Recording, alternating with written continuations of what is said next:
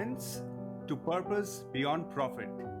Our guest today is Dr. Bharat S. Pandya. He's a lifelong Rotarian and has been a practicing general and laparoscopic surgeon for the last 30 years. He and his wife Madhvi, who is a gynecologist, own a private hospital in Mumbai.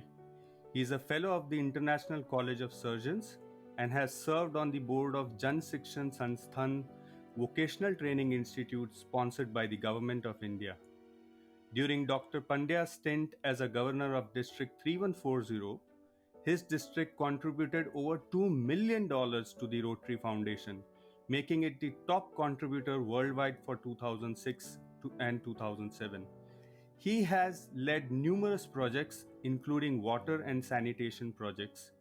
Due to his enormous efforts and leadership, he has received Rotary International Service Above Self Award and the Rotary Foundation's Citation for Meritorious Service and Distinguished Service Award. He and Madhvi are level 2 major donors to the foundation.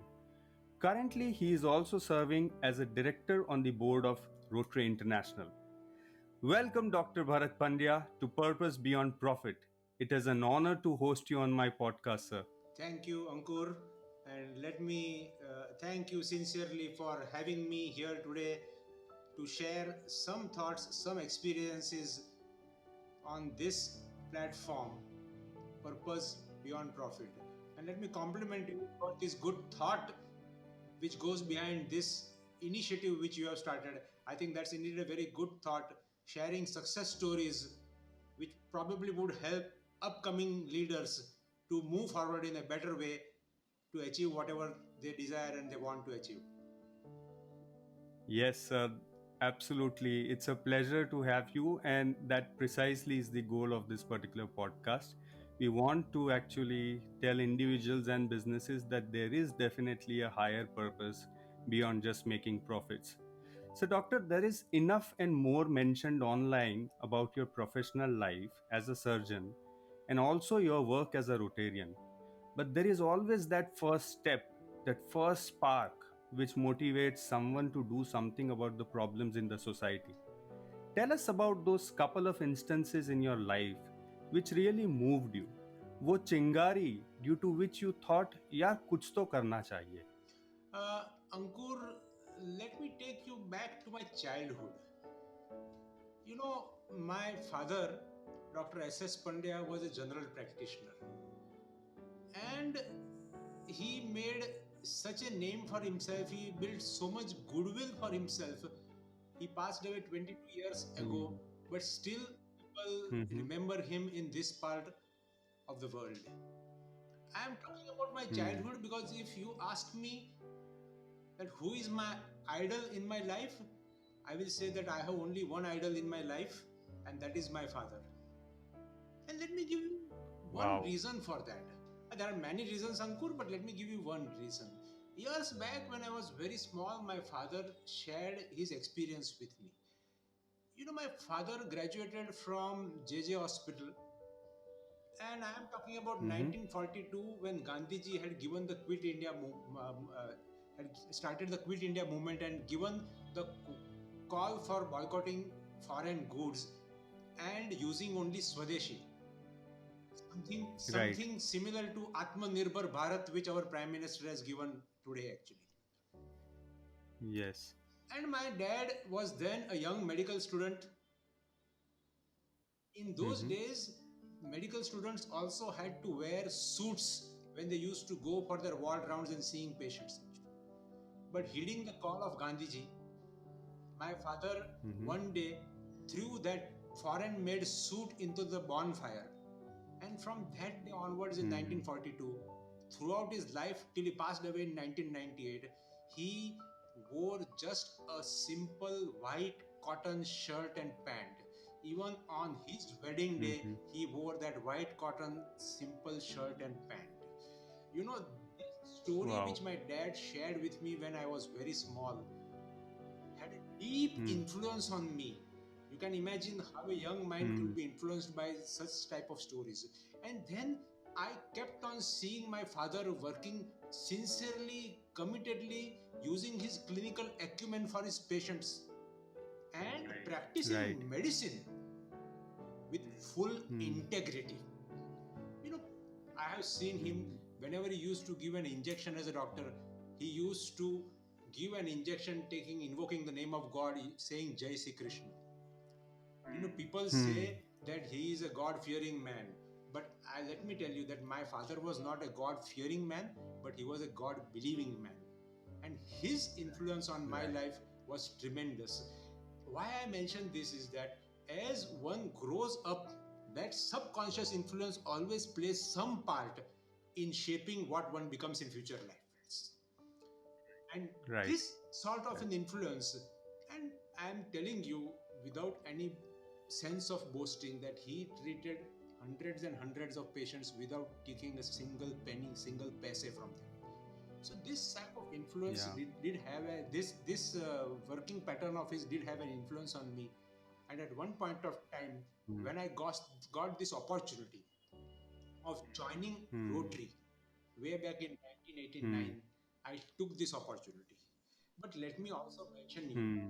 that in 1989, I was just 2 years into my practice. And therefore, for the first couple of years, Oh. I was not really a very, very sincere Rotarian. I used to go to some meetings or attend some activities because some president called me and said, please come, and that is why I went. But then in 1991, Okay. Rotary started the Polio Plus program of Rotary. And I was Right. the only doctor in the club at that point of time. And therefore, the Hmm. president who was there at that time, Mr. Shantilal Shah, he said, I don't know anything Hmm. much about this program. You are the doctor, you take care of this program. So we started getting involved Hmm. in this polio eradication program of Rotary International, which incidentally is today Hmm. the flagship program of Rotary International. And at that Right. point of time, we Right. used to go into the surrounding slum areas, and the municipal corporation of Greater Mumbai had identified 10 dark areas. Today the area of Hmm. Borivali and Kandivali and Daisar are so well developed that you could not imagine that back in 1991, 30 years back, there were dark areas there where they were highly inaccessible. Even motor cars could not go. Even walking Yeah. there and reaching on foot was also a challenge. And such dark areas Correct. were identified for the polio, carrying out the polio immunization. And as a doctor, I was put in Hmm. charge of this project. As we went from door to door immunizing people, we came to Hmm. a house which was where a minority community was staying. And I asked the mother, okay, please bring your child for polio immunization. She said, my child is not there, my child has gone outside. But I could see behind the curtain a small child was peeping from behind. I said, that child is there Hmm. behind. Please, Benji, please bring him for polio immunization. It is for his good and for your good of the family. She refused to do that. Correct. I insisted on that. Once I insisted, she said, sir, if you still keep on insisting, then when my husband comes back, he is going to divorce me, because my husband has very strictly told me that please do not give any immunization drops to the child friends. Ankur, that Hmm. really shocked me, that people in 1990 Hmm. also can have such type of attitudes. But what I am saying is that as I Right. moved from door to door, immunizing the small children, ultimately we were able to convince the husband also, and that child was immunized against Hmm. polio. Within those few hours, some cord touched inside me, and from a ordinary member, I started my gradual transformation into Rotarian Friends. That was one of the incidents. Yeah. That was one of the incidents which really brought about whatever transformation happened for me to look beyond myself and look at serving the society also. Yeah. Yeah. No, that is true. I think some of these uh, experiences that you have in life are clearly so transformational that they actually make you think about things in a very serious manner, and not just for the sake of doing something because you've been asked to, True. right? And that would be one of those experiences that you had which clearly transformed you into a very serious Rotarian. So tell me one more thing.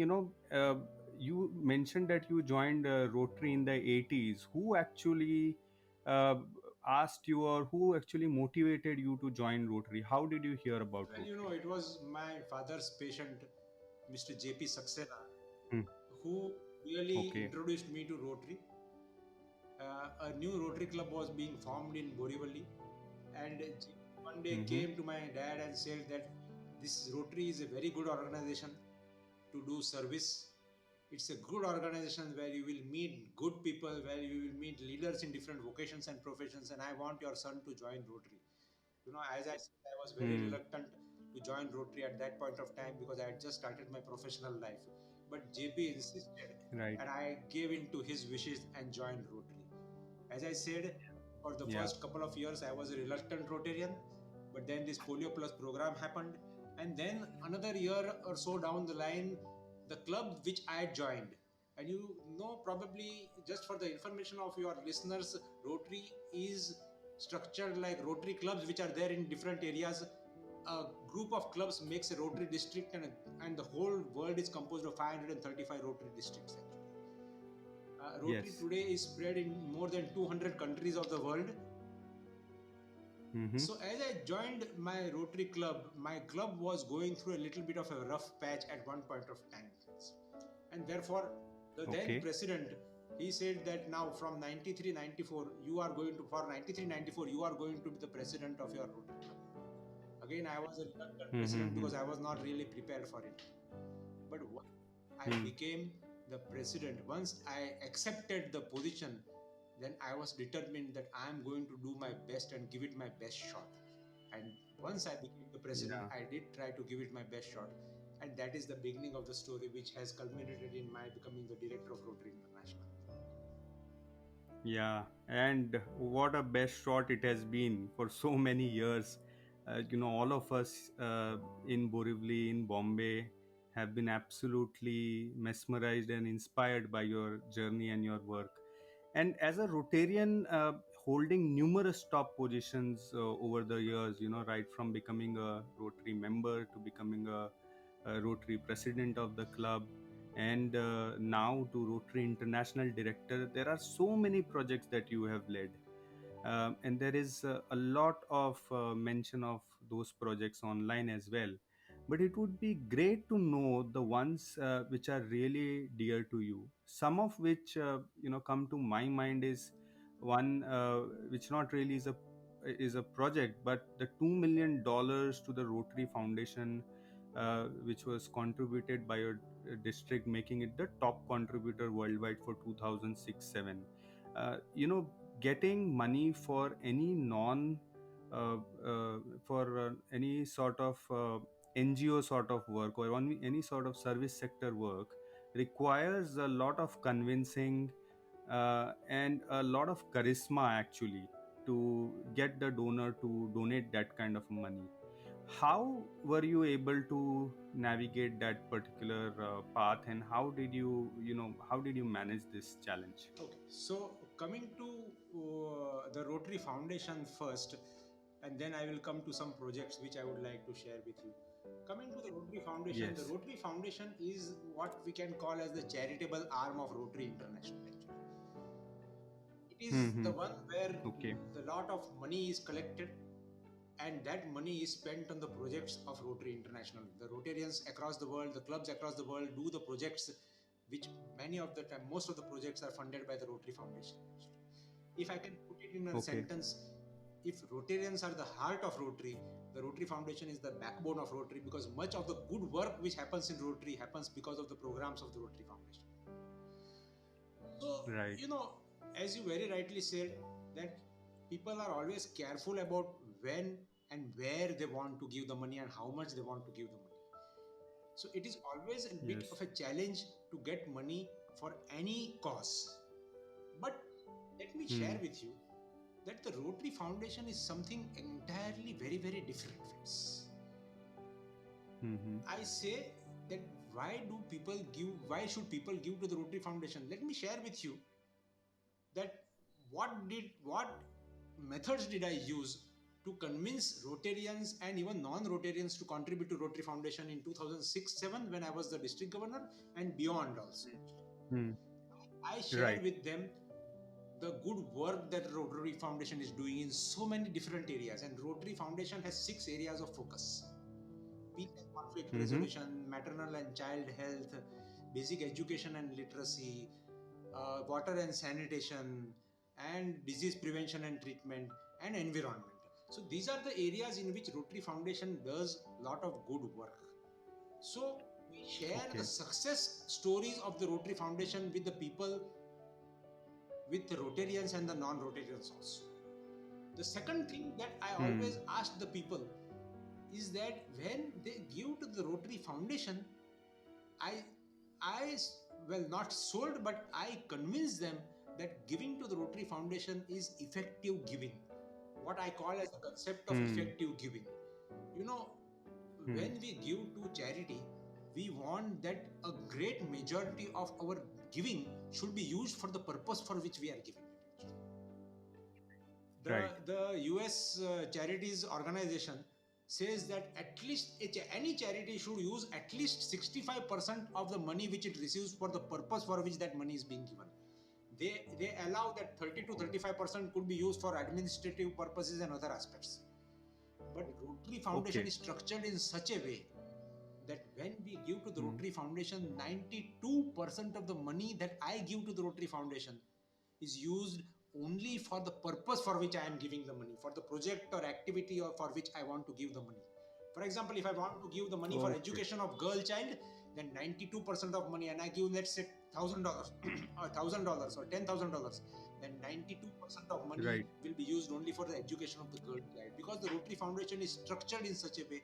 It has got a 3-year cycle that the money comes back after Hmm. 3 years to the districts which contribute to the Rotary Foundation, and that is how 92% of the money is used. And that is the concept of effective giving. You mentioned $2 million, $2 Yeah. million when I was a Right. governor. When I was a governor, Hmm. one Rotarian, Harshad Mehta, gave one Mm-hmm. million dollars to the Rotary Foundation. He was the first Indian to make a gift of $1 million to the Rotary Foundation. So we honored Harshad Bhai Mm-hmm. and Naina Ben, his wife. So Naina Ben, at Okay. one of the programs where we honored them, she said that we are Jains, and our Jain philosophy teaches Right. us that the wealth that is with us is not really ours. It is just passing through our hands. Hmm. And if it passes through our Hmm. hands, through Rotary Foundation to the people, we know that the money will be used efficiently, transparently, effectively, and for the purpose Hmm. for which we are giving. And that is why we keep on giving to the Rotary Foundation. In the last 12, 13 years, Harshad Bhai and Naina Ben, after that 1 million contribution, have given over $5 million to the Rotary Foundation. Ankur, the concept of Wow. effective giving, that when you give to the Rotary Foundation, it is truly, truly effective giving. And that is the most Yeah. important way in which I was able to convince the Rotarians and non-Rotarians also to give to the Rotary Foundation. You asked me about the Yeah. projects, some of the projects to Right. share with all of you. Of course, the first and very Yes. important project which really touched me was the polio program, Polio Plus program of Rotary International. I am sure you Hmm. and all your listeners would have heard of poliomyelitis, a Hmm. dreaded disease which cripples children under 5 years of age. In Right. 1988, when Rotary got into this program, and when the Rotary International Board of Directors took a pledge to eradicate poliomyelitis, that time, Mm-hmm. 1988, there were 1,000 cases of polio every day, and Oh my God. polio was endemic in 125 countries of the world. Last year, in Hmm. 2020, there were less than 140 cases of polio, and only two countries are there where polio is still present, and that is Afghanistan and Pakistan. And the challenges in these two countries are Hmm. entirely different because of Taliban and all those issues. But Rotary is still Right. committed, and I am 100% certain. I am 100% certain Hmm.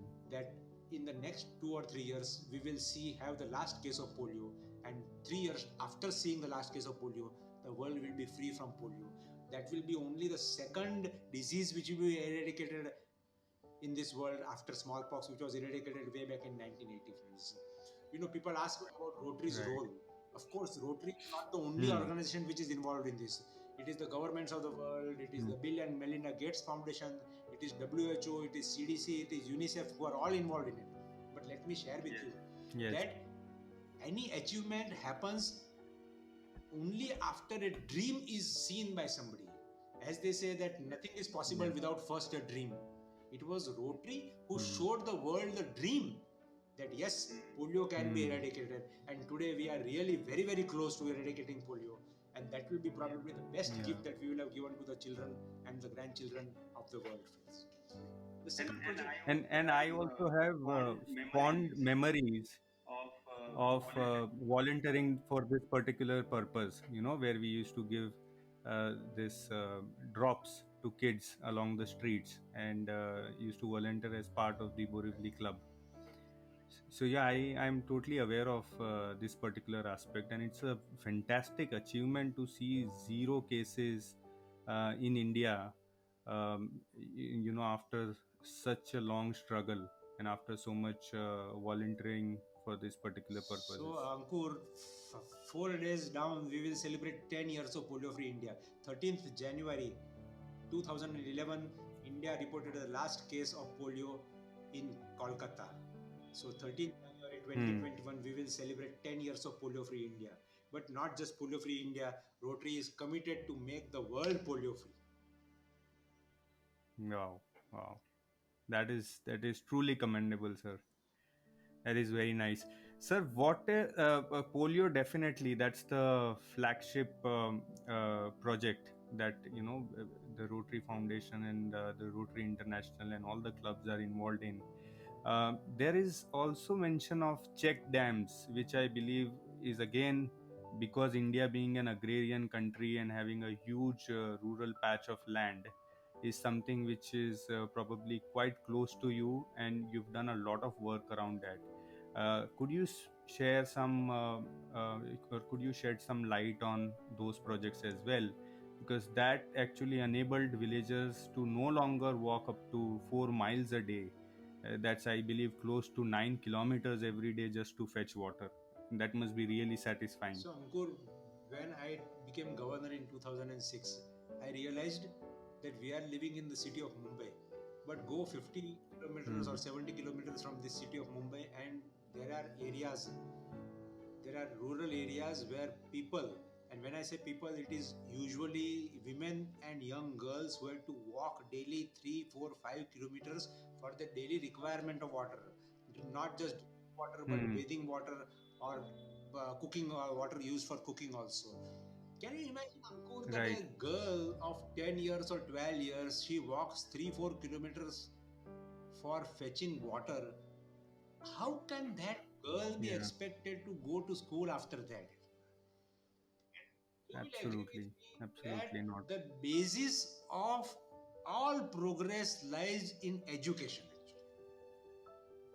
Yes. So Yes. Without that a is the doubt. point when I decided that we need to do something about it. A couple of our Rotarians were working in the PWD department of the Thane Municipal Corporation. Couple were in the Mumbai Mm-hmm. Municipal Corporation. So along with them, we came up with this concept. Well, this is not a concept, and I don't take any credit that we came up with this concept, but we came up with this thought that one of the things which we could implement was building check dams. And check dams are not very, very Hmm. costly. They are small dams. Mm-hmm. There are so many rural areas which have small rivulets and streams. Hmm. These are not perennial. They become dry by about January or February because of our seasonal rainfall, and therefore the next Hmm. 4 months not proper water is not available. So what we did is across those Hmm. small rivulets or streams we constructed small masonry dams or cement concrete dams, which are just about 15 or Mm-hmm. 20 meters long, and about width is 15-20 meters, and the height is about 2-2.5 meters. So what this helps Okay. in two ways. One, it holds the water back, making it available for a longer period of time. Instead of February, now water used to be available till up to about May end or maybe early June also, till the next monsoon comes eventually. That water could be used Mm-hmm. for their cattle, for their bathing purposes, for cooking purposes, and sometimes if boiled and done properly, it could also be used for drinking purposes. But the second way in which these Mm-hmm. check dams help are is that because it holds the water, it allows the water to seep down and recharge the groundwater level. One of the issues in our country, especially in our part of Maharashtra, is that the groundwater level is so low that this is going to be a problem in the next 15 to 20 years. And these check dams, Hmm. have helped to recharge the groundwater level also.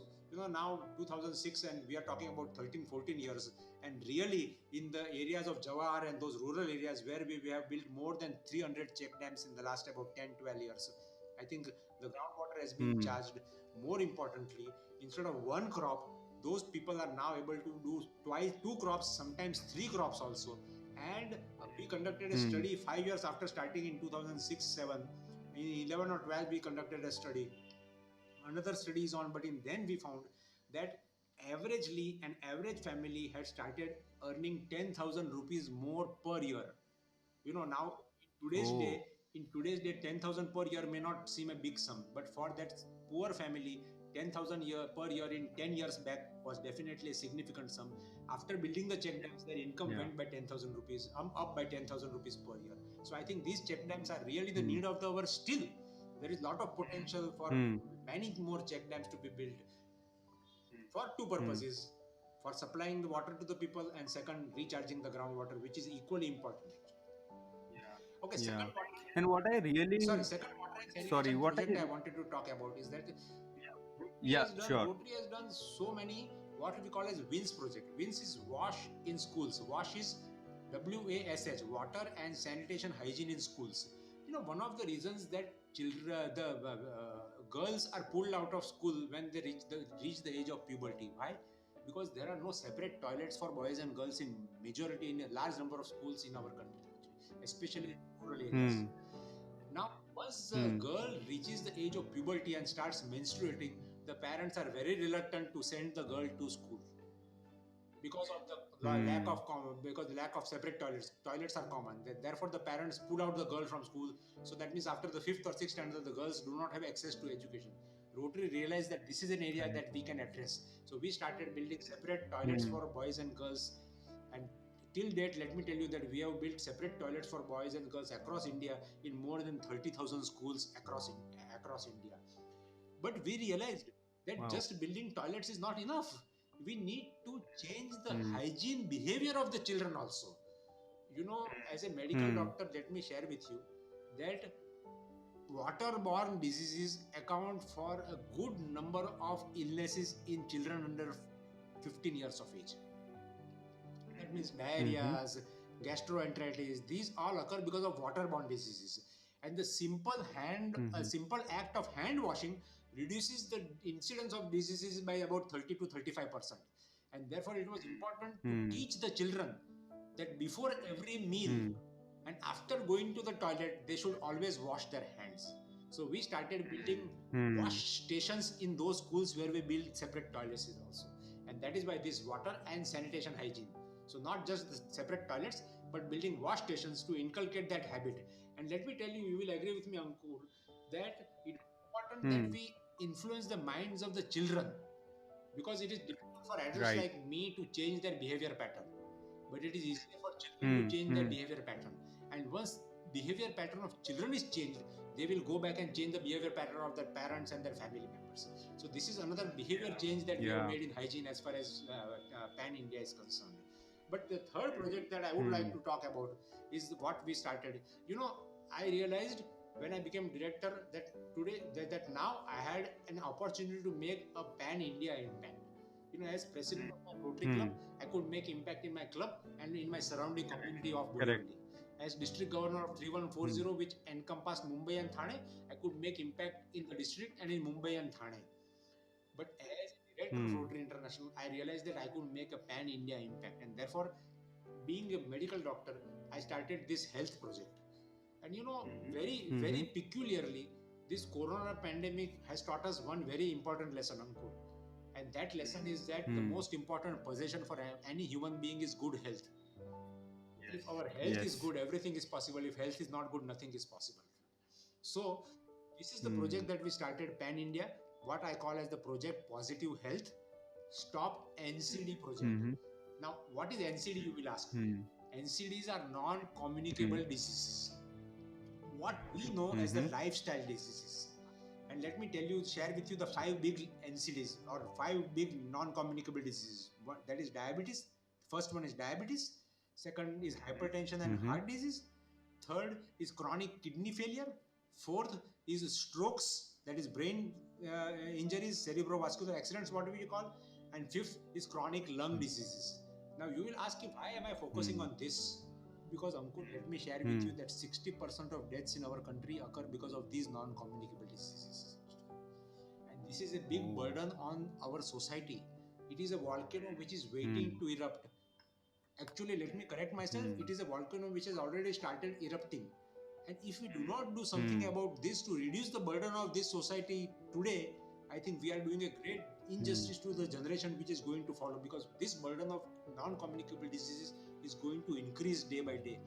30 years back, this Hmm. percentage Hmm. which I told you about, these diseases caused about 20 or 25% deaths in India. Today, 30 years down the line, it is causing 60% of deaths in India. So can you imagine, if we don't act now, what will happen 30 Yeah. years down the line actually? So we started Correct. this Correct. project which we call as Project Positive Health Pan India. And Hmm. Hmm. And, and hmm. Yeah. yeah, let me quickly share with you what this project is all about. Sure. The reasons for these non-communicable diseases are three. One is improper lifestyle, our lifestyle which has lot of stress Hmm. and not adequate physical activity. The second is bad food Hmm. and bad habits. Our food, especially the Indian Hmm. food, which is rich in cholesterol, which is rich in calories, and which is rich in SOS, salt, oil and sugar. Hmm. These are the three words, please Hmm. remember: SOS, salt, oil and sugar. Bad habits: too Hmm. much tobacco and alcohol.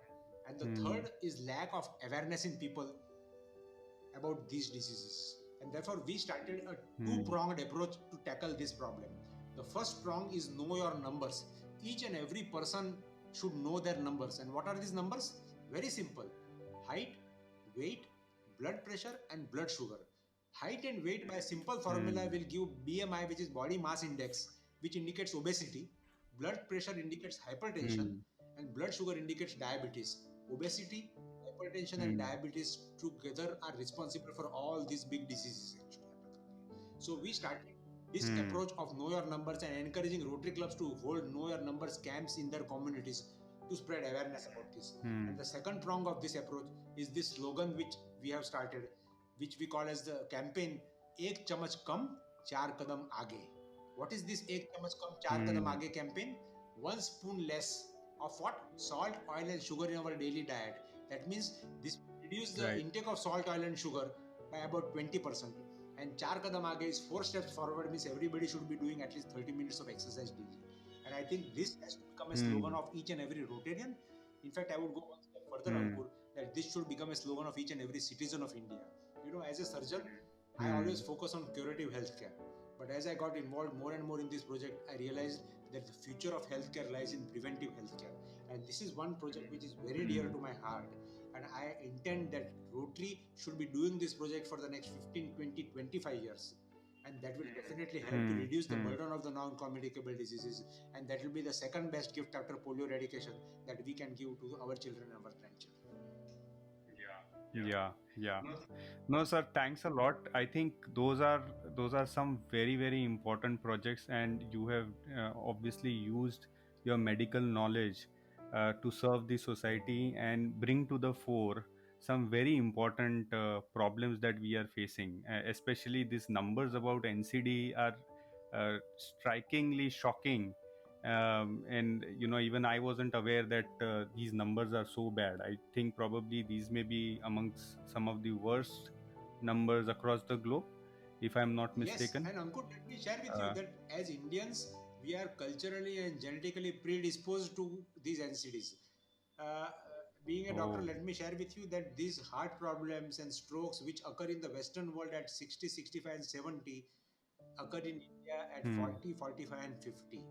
What does it mean? I'm sure Oh. you also know, and Hmm. all of us know, all your listeners will know people of 40 and 45, 50 who have undergone angioplasties and bypass operations, who have diabetes. India is the diabetic capital of the world. India has the second Hmm. largest number of obese people in the whole entire world. India has the second largest burden Hmm. of chronic kidney failure patients in the world. So what I am saying is Hmm. that this is a big burden on the society, and if we don't act Hmm. now, I think if we wait for tomorrow, it will be too late for doing anything further. Therefore, we Yeah. need to act there, and therefore, this project should become a project of each and every citizen of India. Yeah. Great, doctor. I think this is a fantastic example of how you can leverage your professional knowledge for the service of the society. And with that, what I really want to take our listeners to next is some lessons in leadership. Right? All of these projects cannot happen unless there is sound leadership and a sound team to support the leader. So, along the leadership path, there are so many aspects that one gets to learn. And one of the key aspects, in my opinion, is building a team. According to you, how do you build the right kind of team, and especially in a non-profit endeavor such as Rotary Club, where people are joining not for the money; it's a non-profit endeavor. How do you motivate people? How do you get the right kind of team? So Ankur, that is always a big challenge. You know, uh, there is that Pareto principle. You are Hmm. aware of that Hmm. Pareto principle, the 20 principle, as they Yes. call it. A- yes. That 80 80 20. 20 20 80, whichever way, in any organization Yes. or any activity, 20% of the people do 80% of the work, or 80% of the work is done by the Right. 20% of the people. So I think that applies to all organizations. So choosing a Hmm. team and choosing the right people for the team is always a big challenge actually. But what Hmm. we Hmm. can do is that you need to keep certain criteria in mind, and then you need to do some things from your end actually. Some of the criteria Hmm. which you should keep in mind is look for people who are leaders in their vocations and professions, and use their vocational and Hmm. professional skills for doing projects and activities. For example, for this Stop NCD project, I looked for some doctors which are there, because this not because this project is project only for doctors to do. This project we have Correct. we have actually conceptualized becomes a very simple project for everybody to implement, but it is easy for Hmm. doctors to understand and communicate it further down the line. So what I'm saying, people who have Hmm. professional experience and expertise are the first one that we do. The second this Hmm. point which we keep in mind is people who have a history of action, who have a proven track record, that they are not just Hmm. merely sayers but doers. I have always believed in my life that well done is always better than well said actually. So people who are Hmm. as they say that a ounce of action is better than a pound of good words actually. So for people who have a Hmm. history of action, these are the people whom we want. The third criteria, people who are innovators. You look for people who are Hmm. innovators, who will, once they decide that they want to do something, they will find ways and means to do it, find innovative solutions to do what is required to be done. What I look for Hmm. in people, what I call as the three C's. I call that the three Hmm. C's when I try to build a team and choose a team. The first C is commitment. I Hmm. look for people who are committed to doing the work that we assign them to do. It is commitment which translates Hmm. any promise into reality. Without commitment, nothing can happen. And there is a difference between Right. interest in something and commitment. When you are interested in doing Yes. something, you do it only if it is convenient. But when you are committed to doing Right. something, you do it regardless of whether it is convenient or not convenient to you. So I look for people, the first C I Hmm. look for is commitment. The second C I look for is Hmm. competence. As I said, professional Hmm. expertise, yes. If a person is not competent, then that person should be committed enough to get that competence, what is required to be done to fulfill what is required to be done. So, competence is the second one I look for. And the third one, which I look for in that person, is courage of conviction and confidence. People who are self motivated, Hmm. people who are full of self confidence, these are the can do, will do people who can really achieve. I always Hmm. believe that if I believe that I cannot do something, I will not be able to do it. But when I believe I can, then I will acquire the ability to do it, even if I did not have the ability in the first place. So, people with self confidence, Hmm. people with courage of their conviction, are the people who really make great team members. Having said that, having Hmm. decided what we look for, once we start building a team, I think many times we assume that build a team and then leave it to them and they will achieve whatever is wanted to be achieved. It doesn't work that way. You have to share your Hmm. vision with your team. Hmm. Ultimately, a leader has to share what vision he or she has with the team. Second, you have to share the Yeah. knowledge which will help them to fulfill that vision or that goals. Third, as I said, that Hmm. you have to look at their skill sets. If they have the skill sets, well and good. Hmm. If they don't have the skill sets and experience, you have to equip them with the skill set and experience. And the fourth and most importantly, you have to Right. look at their desire to succeed. As I said, Hmm. the can do, will do spirit. And very importantly, Hmm. I always say that a leader has to have the four darshis. I call the leadership, four important qualities of leadership as the four darshis. The first darshi Hmm. is durdarshi. A leader has to have a vision. Hmm. Without a vision, nothing is successful. A vision has to be accomplished with clear goals. Goals have to clearly be written Hmm. down. Goals have to be there along with the vision. The Hmm. second is margdarshi. That is very, very important. A leader Hmm. has to be margdarshi. A leader has to always lead by example. Let me tell you that if Right. I want people to do something, I tell them to do that thing, I show them how to do it. I am building a monument with one hand. If I tell them how to do it, show Correct. them how to do it, and then go home and relax and ask them to do it, I am building a monument with one hand but destroying it with the other hand.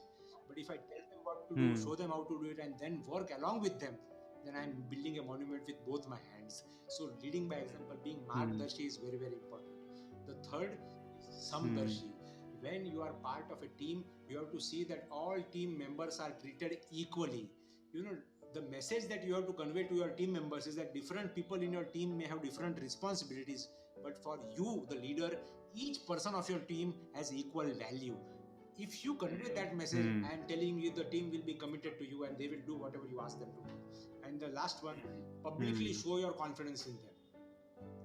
Once Hmm. if they make a Hmm. mistake, privately you can rebuke them, privately you can tell them that okay, this is not right, you have done. But publicly, always back them and show your confidence in them. And the last one, of course, Hmm. I always believe that the deepest principle of human nature is the desire to be appreciated. Whether you are a schoolboy or Hmm. whether you are a peon or whether you are a teacher or whether you are CEO of a company, everybody loves to be appreciated and Yes. recognized for the good work that they do. So don't be stingent in giving appreciation and recognition. If your team does good work, Hmm. give them appreciation and recognition, Hmm. and they will walk that extra mile for you.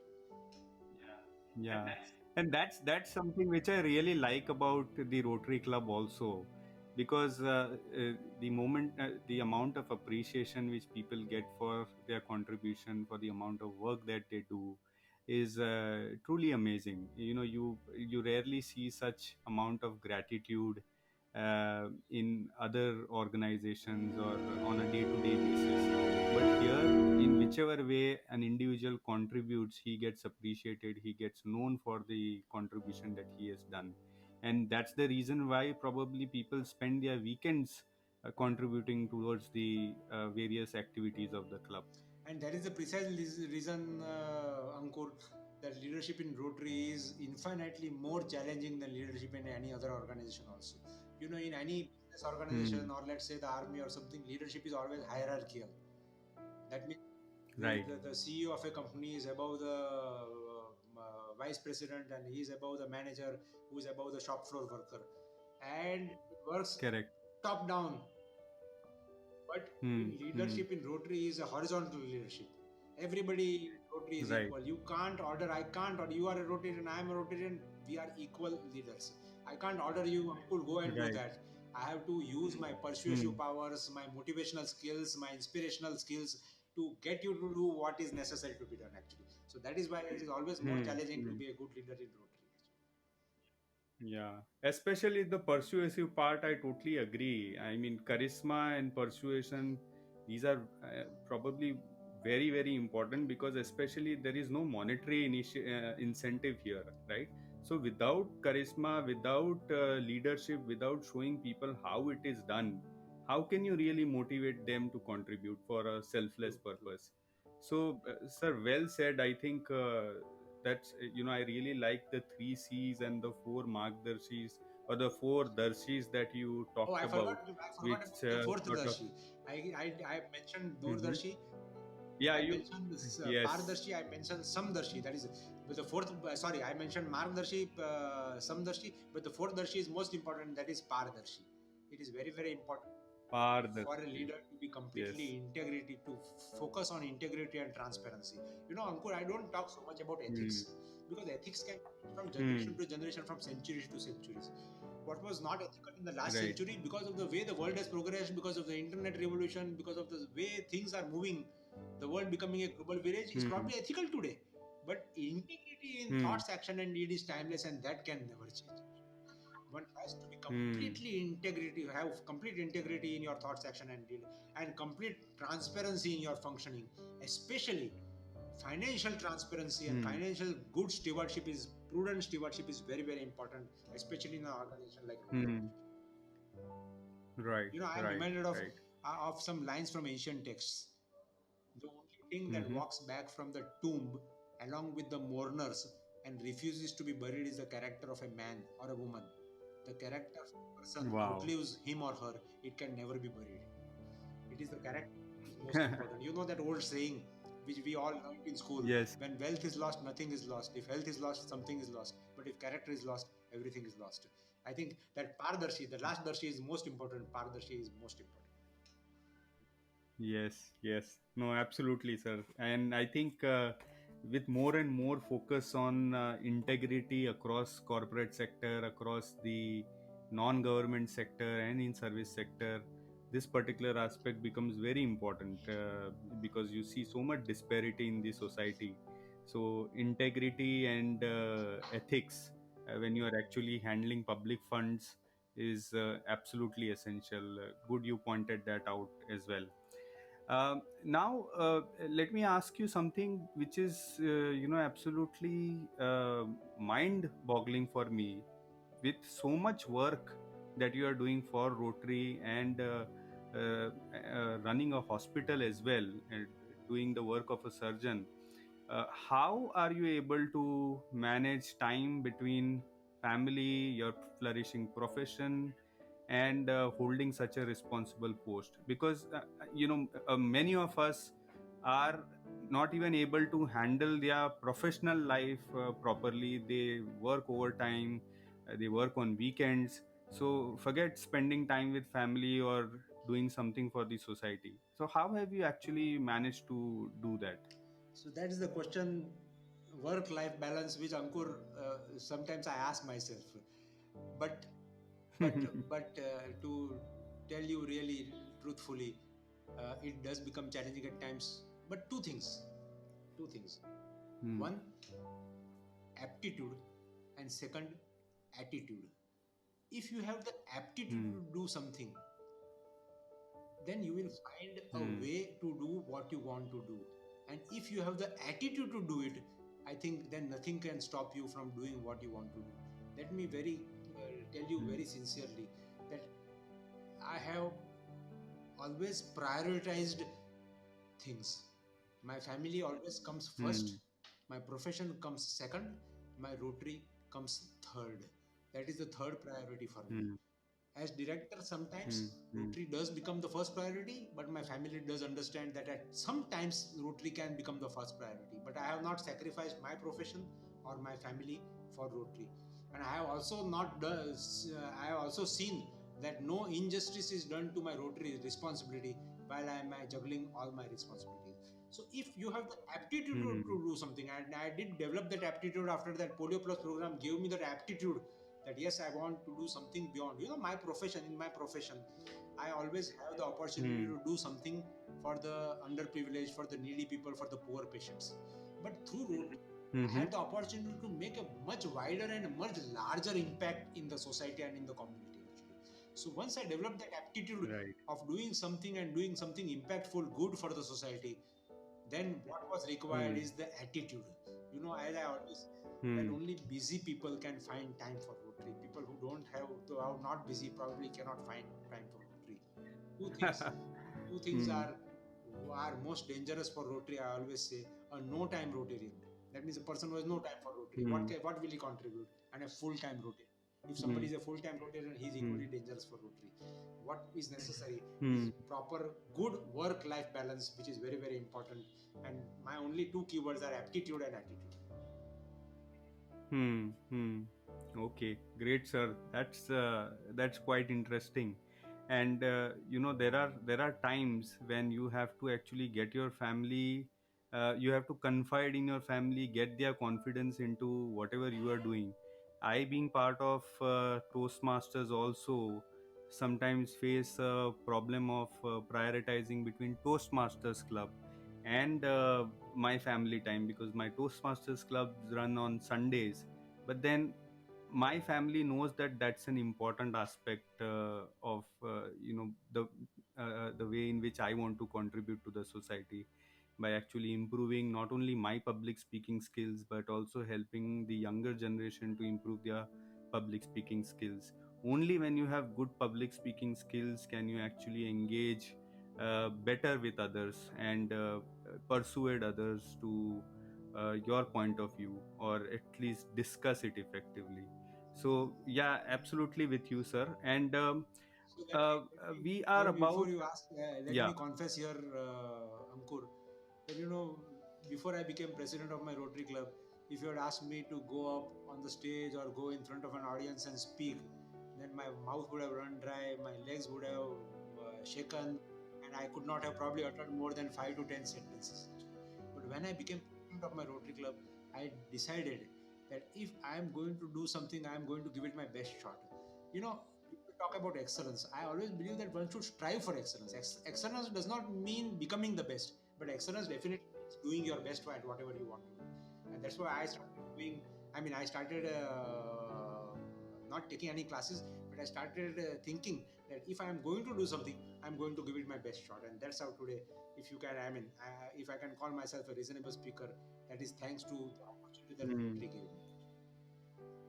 Yes, yes, absolutely. I also personally like this particular saying, which effectively says that, do not compare yourself to others, but compare to what you were yesterday. If you are making progress, then what you were yesterday, then you are succeeding, right?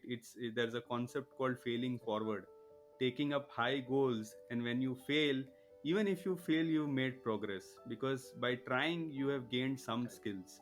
So I totally agree with you, Doctor. Those were really, really interesting aspects of your life, which you shared with us. What I really now want to talk about is what are some of the messages, uh, one or two key messages that you want to give the youngsters, especially since now we see a lot of disparity in the society, in income between various members of the society. We see a lot of stress, we see a lot of cases of depression. And I know that when you serve the society, you tend to forget your own pain, because in a way your focus then becomes more external towards uplifting the pain of others, right? So what is your message to youngsters who want to serve the society but they don't know where to begin? So, Ankur, let me quickly share with you 3 or 4 things. The first thing, most importantly, I did share with you some time back, is integrity. Don't forget and Hmm. keep your focus on integrity. Remember, taking a shortcut may help you in the short term, but in the long term, integrity and truthfulness always pays actually. So do not lose that focus on Hmm. integrity. And remember, integrity cannot begin with somebody else. It has to begin with myself. Remember, when I'm pointing a Right. finger at somebody, 3 fingers are pointing at myself. So integrity has to begin with oneself. The second important thing you did Hmm. mention about mental health, yes, because of stress and strains of society, because of this COVID pandemic, we are seeing so many youngsters being affected by mental health issues. And I think society needs to Hmm. change their outlook to mental health. If I have a heart disease, Hmm. it is all right that people will know that I have a heart disease and I need to take some tablets daily. Somebody has some mental health issues Hmm. and they need to take some medications for that. I think society should be accepted that mental health is also a part of the whole health of the whole body actually, and therefore that stigma which is Hmm. associated with mental health should go away from the society. And it is only the young people, if they change their attitude to mental health, they can make that stigma go away in the next 10 15 years or so actually. That is the second thing I wanted to share. Hmm. The third thing which I wanted Hmm. to share Hmm. was you did say, okay, yes, I think one of the issues in our part of the world, in India especially, is that we are never able to come to terms with failure. We keep on telling our children and Hmm. wanting our children to always succeed in everything. But we can't succeed at everything. Failures and Hmm. success are two Hmm. sides of the same coin, actually. One can't be Hmm. successful every time, and therefore we need to come to terms with failures. We need to accept failure, learn from failure. You talked about failing forward. We need to learn from failure and move forward. I always believe, Hmm. take the example of a young child. A child, a young infant, Hmm. when he or she starts to walk, that is just take the first step and start walking directly. No, the child takes one step, falls down, gets up again, takes two steps, falls down, gets up again, takes three steps, falls down, gets up again. Because the child Hmm. basically intuitively has accepted failure, and the child will not give up till it succeeds in walking, actually. That attitude, as we grow, Hmm. I think we leave behind that attitude. We need to redevelop that attitude, that our greatest glory is not in never falling down, but our real glory lies in getting Hmm. up and moving forward after falling down and learning from failure. Let Correct. not losing become a loss. We must learn from whatever failures that we have. That is the third thing I wanted to share. And the last thing I wanted to share, you Hmm. talked about sharing with the people. I believe Hmm. that the best use of our wealth, Hmm. and by wealth I don't mean only money. Of course, it is financial Hmm. wealth, it is emotional wealth, it is intellectual wealth, and it is our resources. But the best use of our wealth is by sharing with others. As they say in Hindi, Hmm. बांटने से बढ़ता है. By sharing with others, our wealth will increase, actually. Ankur, you and I Hmm. have eaten fruits from the trees that we have not planted, but which were planted by our fathers and our Hmm. forefathers. I think it is the responsibility of Yes. each person, young and old, to plant trees, the fruits of which we will never eat, but which will benefit generations to Hmm. come. Actually, that is our sacred responsibility, to do something Hmm. to make our world a better place for our children and our grandchildren. Mahatma Gandhi always used to say Hmm. that there is enough in this world for everyone's need, but there is not enough in this world Hmm. for one man's greed. And only if everyone cares Hmm. and shares, everyone can have enough. I think that caring and sharing attitude is very, very necessary. And I think that our younger generation, I'm not saying that they don't have it, Hmm. but they need to cultivate it, they need to develop it, and they need to then implement it in their lives and in the lives of the others. If we do that, I think we will Hmm. definitely see that India and our country and our world becomes a better place to live Hmm. No, definitely, sir. And I think what I take away from this last part of our conversation is also that we need to, as youngsters, we need to begin somewhere in some shape or form and not really worry about failing at social work or serving the people. And we need to look beyond our monetary wealth and see what other things we can create, uh, in which way can we create value for the society. So thanks a lot for that. I think overall, great thoughts shared by you. You spoke about your motivation to join Rotary, your motivation to become a doctor, the various projects that you spoke about, three in specific, with respect to polio, women's health, as well as water and hygiene issues. I really love the three aspects of leadership, the four aspects of leadership that you talked about, the darshis, and also, very important for people when they select their team members, which is commitment, courage, and competence of the team members, which helps you take up these kind of large goals, for the society. So thanks a lot, Dr. Bharat, for this interview and your time. I really appreciate you taking out this time on a weekend uh, to spend with me and share your wisdom with all of us. Thank you, Ankur. Thank you so much. So let me leave you with one last thought. What somebody very rightly said, that what we do for ourselves dies with us. What we do for others and the world lives on and becomes immortal. I think that is the attitude that we all Yes. need to cultivate. Thank you so much, Ankur. Thank you very much. Thank you, sir. Thanks a lot. Have a Thank you. good day. Okay, bye. Bye. So, friends, be good and do great. That's all from this side. See you same time on this podcast some other day. Thank you.